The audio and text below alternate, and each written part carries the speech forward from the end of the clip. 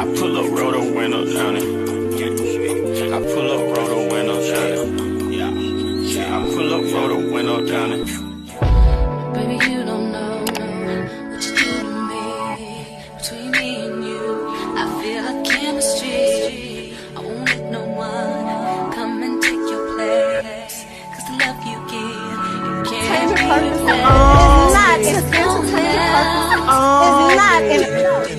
That's why I spend my life with you. Hi, hotties, kettles, tea stirs. You're here for hot tea. All commentary is alleged, and in my opinion, this is for entertainment purposes only. Okay, y'all know we have to talk about this, and before we do, shouts out to Show Style and Spirit, because she is the one that happened to catch this. She's the only one, from my understanding, that caught this before Carlos King deleted it off of his YouTube channel. So shouts out to her for being the GOAT. Because, baby, when I was watching it, I knew I should have recorded it, but I didn't. I said, I'm going to go back to it because Queen Sheba was on live. You know, it's a lot. It was a lot going on. But then I seen Color Me Entertain post that Carlos King had deleted it. So, you know, I had to get on the internet because I just knew somebody had to be smart enough to grab that shit. Somebody. And that somebody was Ebony. So shouts out to you. But I need y'all to know I am going to be putting together a little debunkture later on today, so y'all be looking out for that. But we got to talk about So Gucci blasting Carlos King over on his live show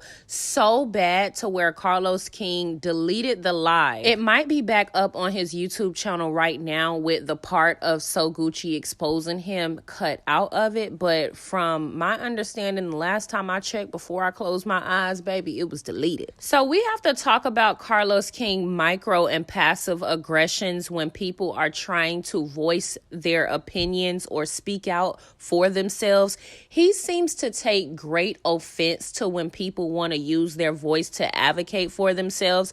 And to me, for him to be a man in power, that seems kind of dangerous. He doesn't let anybody go against him or speak the narrative that he doesn't want to be portrayed. And again, like I said, that could be kind of dangerous. That's probably why him and Martell get along so good. But it seems like he have said out of his own mouth, when people speak out against him or try to advocate for themselves, it doesn't go well with him. And it's because of him. He doesn't like that. And I think that he starts to amp up his aggressions toward people that advocate for themselves. You guys are going to hear in this clip that I got from Show Style and Spirit, Carlos King get upset with So Gucci in a very passive aggressive way. He cuts her off. He tries to change the topic. He doesn't let her finish her sentence. And that's because he's very controlling and egotistical now more than ever, in my opinion. So Gucci is trying to say what Akeisha said in her interview by saying she didn't know Selena was going to be on the show. So that's two people saying they were kind of blindsided by Akeisha being, sorry, not Akeisha, but two people blindsided by Selena being on the show. But I want y'all to pay attention to the pattern Carlos King has. So Gucci started to advocate for herself, and then in the blink of an eye, he switched it and turned it on her and told her that realistically, she was the reason why it blew up. And obviously, he didn't say it like that, but he said that she initiated it. She was the instigator. And I'm not gonna lie, So Gucci, okay? I've already said my thoughts on this, but girl, all of that pressing charges shit was unnecessary. And that's what left a lot of people looking at you funny, because it's one thing for you to be shady and instigate the situation in the way that you did.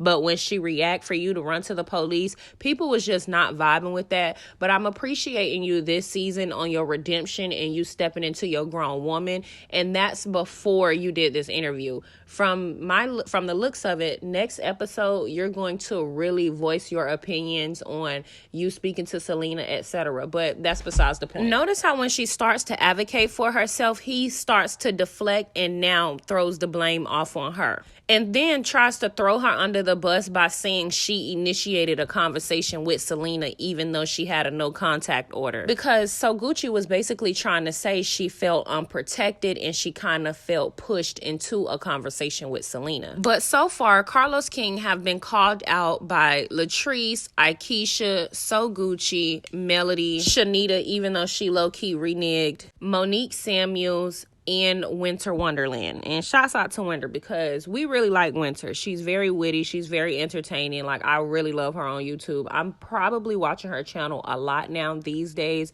I don't comment that often. Y'all know. I like to stay in the bushes when it comes to a lot of content creators because I don't be trying to fuck up the vibes over there on their platforms. You get what I'm saying? A lot of them run their platforms very professionally, calm, chill, collected, and I like that type of party.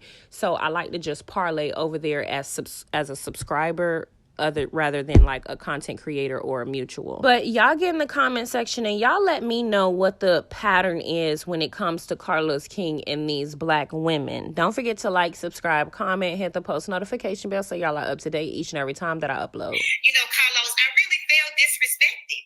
I did have a no contact order with Selena, which ended, I think, October the 2nd this year.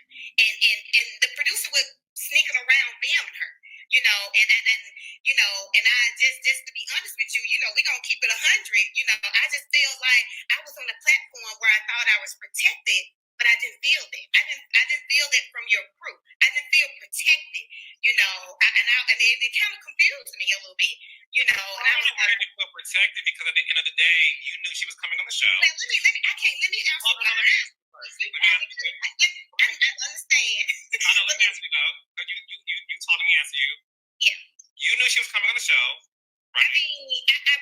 No, let me tell you how I found out she was on the show. Actually, let me tell you.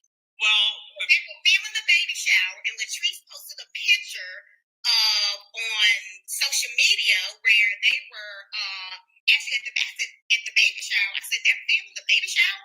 I didn't know that. Maybe some of the other bells knew, but I didn't know. Listen, there was a conversation about her joining the show. You knew about her joining the show. And at the end of the day, when it came for y'all to be in the same room, we understood about this no contact order. But we also knew too that when it came to y'all being in the same space, that we were going to respect the boundaries of that. And that's why when you left the improv class, you left and Letitia went after you to try to get you to stay. And I'm not going to give away what happened the rest of the season, but I do think at the end of the day, there is some sort of accountability on your part that should be there based on you really, let's be real here, you really wanted to figure things out with her. And you really did regret what happened when it was revealed how, you made that comment, the drink was thrown, all that stuff. So when it came to that, that is what happened. And we also had security there too. So again, you were in a situation blindly, but I also understand that at the end of the day, you, JJ, and Selena do have this history. And I am aware that what Dustin said too, that you also said that's your husband, and no shade, you're married. You're gonna ride for your husband, and that's all fine and dandy. But again, I'm not gonna give away what happened the rest of the season. But there is a beautiful moment between the two of you that was captured in real time that you initiated. And what I also think too is, look, I know you have no desire to have Selena on the show, and that's fine. But I also think you have to go home to your husband. Okay? And that's why we got that addressed. And you and Selena had this amazing moment that I'm not going to give away. Things did change once you had the conversation, but that's later in the season. Mm-hmm. But we get into it at the reunion too. So, that is the reality of this. But I want to hear from Maurice because at the end of the day, Maurice is also somebody that on the show felt the need to really showcase his blended family.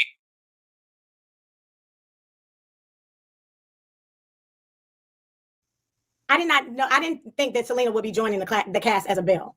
I felt that she deserved to come on this season, and I said this to Gucci, to tell her side of the story, because it was kind of like incomplete. It's like, you know about Gucci, you know about JJ, you hear what's happening with the girls, but we never heard Selena's side. And just to be all the way transparent and honest, I didn't think she would ever come on as a Belle, because Carlos, you said she wouldn't be a Belle. That's what you. No, when that situation happened, I called. You called me. You FaceTime me. Go ahead, y'all. I FaceTime you because I wanted to make sure that Gucci and I were gonna have a job after it had gone Right. down. Yeah. So I was like, listen, this is what happened, da da da. And you were like, listen, Gucci is Gucci. You do not have to worry about her on any of my sets. Those were your exact words. So I was. I said, I'm gonna tell you what I said. I said, I'm hearing what's going on. She's not a Belle, so therefore, if she won't be allowed to be around you guys while I figure this out. So that's what I said. Yeah. Is that why you told me, Akeisha, you wasn't coming back to this shit? Listen. I keep saying that to you now. Yeah, she said she wasn't coming back. That's crazy. Like, for me, I felt like. Listen, I always tell the girls, and my girls are the reality girls, I always tell them, like, this is not going to end well for you. Yeah. Because to have an ego of this magnitude and this diva quality of being late, showing up when you feel like it, disrespecting the crew, talking to the producers any kind of way, shading your producers on social media because you don't like the way the episode aired, whatever the case may be, going against everybody around you, that's not going to end well for you. No. So I mean, if that's what he wants it in writing, for me to detail that I am actually one of said cast members that's not returning, I'm not. And if he needs to receive it in writing, he will get it in writing, but I'm not coming back. I'm done with Love and Marriage DC. I remember hearing one of the producers on set, as the men are yelling and calling me all sorts of whatevers, there's another man on set, he's a producer, yelling, "Get her, get her, get her, get her." And I was like, this is, I as God is my witness, I am not kidding. Because there's been no boundaries or perimeters. There was no apology. There was no, oh, I'm sorry you went through that. Nothing. I was told by the person, he's also no longer with KRE, but I was told by him that they would not have gotten a second season if I did not return. So I was ensured that I would have the ability to redeem that season in a sense. They knew how bad it was. I don't think anyone was lost on how bad that was. So this was like, hey, we want you to come back. Yeah. You're a huge reason why we're getting season 2. You'll have the opportunity to kind of correct some of these things.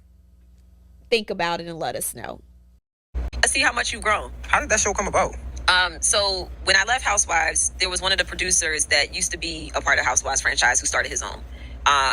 He approached me with support and came at me with some, like, we black, and, these white shows, they don't show black people in the light that they should be shown in. And, it can be natural drama. It doesn't have to be this scripted drama. And it created a relationship of like, all right, let's see what we can do together. Let's work together. So I believed him when he used the black card, and he did me worse than the white folks. I was like, he could have waited until the second season to trash me. So you think Love and Marriage DC did you worse than Real Housewives of Potomac? Yeah. Damn. It was worse. It was like, there was no context. There was no reason to all of the fussing and fighting. It was like, it's love and marriage. So show the full outlook of what a love and marriage, like show what all of it looks like, right? I have always been very open on camera. Like, I like to be as transparent as possible. But if my spouse is not also that way, then if you're not saying anything, they're only going to be showing what I'm saying. Mm-hmm. So it was very unbalanced. And then it was just like, we got her, dog her ass out. Like, it was like my name was used to gain the audience. And I mean, I felt like I got trashed on that show. They didn't show any of my real moments. They didn't show the moments where I gave more context to what was happening. It was just like me, like, but I was the one reacting. It was me reacting, but show why I was reacting like that, And it was very unorganized, on camera, off camera. It was a mess. Absolutely. Yeah. I pull up, roll the window down it.